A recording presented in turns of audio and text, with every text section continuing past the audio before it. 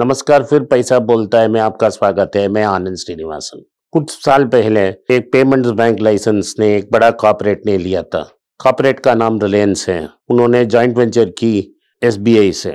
उस टाइम मैंने पूछा, एसबीआई इतना बड़ा बैंक है, वो क्यों दूसरे बैंक के लिए रिलायंस के साथ पार्टनरशिप कर रही है? तब किसी ने जवाब नहीं दिया। आज तक मुझे जवाब नहीं दिया। कंपनी का नाम था रिलायंस जियो पेमेंट बैंक्स। उस टाइम रिलायंस ने बोला हमको लाइसेंस मिल गया, हम टेलीकॉम शुरू करने वाले हैं, हम डिजिटली कस्टमर को पकड़ेंगे और कस्टमर से वो सीधा बैंक में आएंगे और बैंक से हमारा बिजनेस शुरू होगा।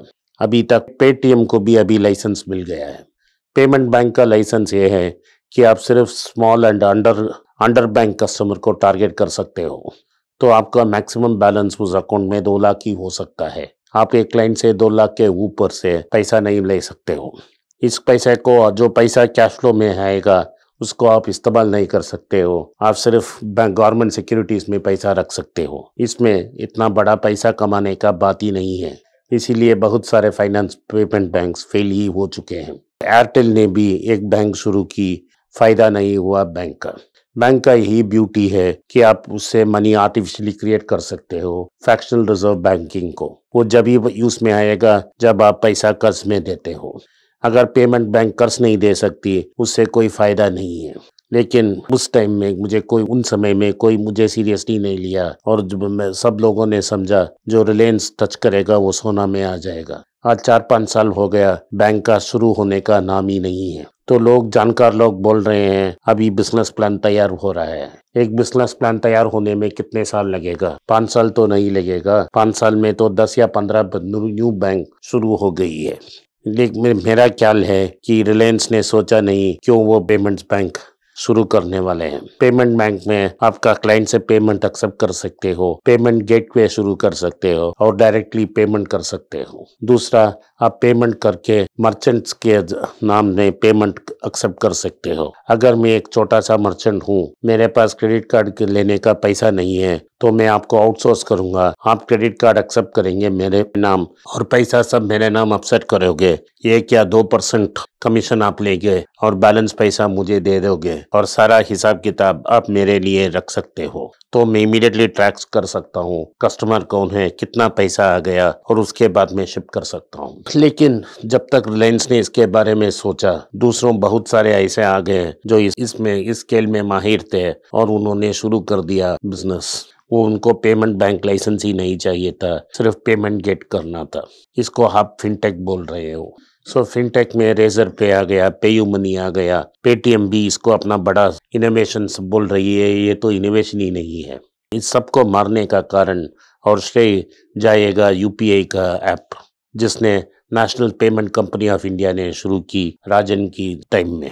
इसमें क्या है कि वो इंटरफेस में बहुत सारे लोग एप्स बिल्ड कर सकते हैं, उनके जरिए पेमेंट कर सकती हैं। भारत में 2 ऐसे बड़े कॉर्पोरेट्स हैं जो पेमेंट स्पेस को डोमिनेट करते हैं और किसी के पास बैंकिंग लाइसेंस नहीं है, इवन पेमेंट बैंकिंग की लाइसेंस नहीं है। एक है गूगल। तो मैं गूगल पे यूज करके एक अकाउंट से दूसरे अकाउंट को पैसा डाल सकता हूँ। अब ये सुविधा भी है। उसके पास गूगल अकाउंट नहीं होना है, अगर मेरा पास गूगल पे है, मैं इस अकाउंट से उस यूजर का बैंक अकाउंट में सीधा डाल सकता हूँ। तो गूगल पे ने दूसरे जगह पे पहुंच गया।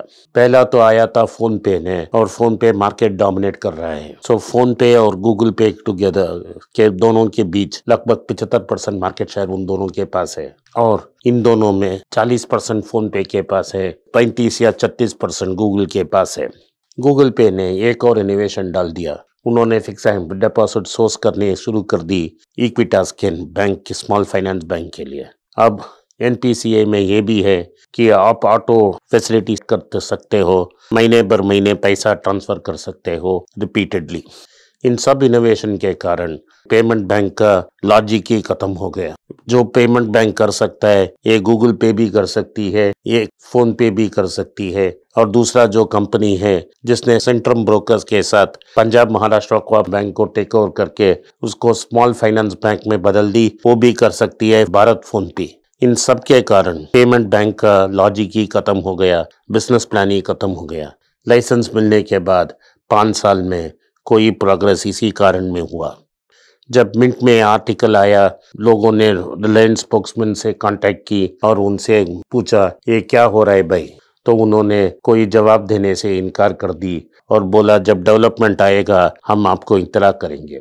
तो दूसरा, लोगों ने स्टेट बैंक ऑफ इंडिया के स्पोर्ट्समैन के पास फोन की। उन्होंने बोला हम तो माइनॉरिटी पार्टनर हैं, सिर्फ 30% की पार्टनर हैं, हमारा कोई से नहीं है, हमने सिर्फ पैसा डाला है इसमें। सो बिजनेस के जब बारे में जो आपको बात करना है, आपको रिलायंस से बात करना है, जिसके हम बोलते हैं फुटबॉल खेलना। एक पार्टनर से पूछा, वो बोलेगा दूसरे पार्टनर से पूछो।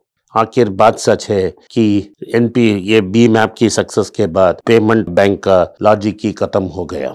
एक ही एडवांटेज है, आप अगर 5 साल ठीक से एक पेमेंट बैंक चलाते हो, उसको आप स्मॉल फाइनेंस बैंक में बदल सकते हो। लेकिन एक बड़ा कॉर्पोरेट एक बैंक में शेयर बहुत 10% के ऊपर नहीं रख सकती। तो अगर रिलायंस उसने एक बैंक लॉन्च की, स्मॉल फाइनेंस बैंक, उसका शेयर होल्डिंग सिर्फ 10% होगा। इसके बदले रिलायंस एक फिनटेक को खरीद कर डायरेक्टली पेमेंट कर सकती है जियो पेमेंट गेटवे, और एक जियो NBFC खोल सकती है, नॉन डिपॉजिट टेकिंग, और एक फाइनेंस कंपनी चालू कर सकती है। तो इसी कारण रिलायंस जियो बैंक नॉन स्टार्टर है।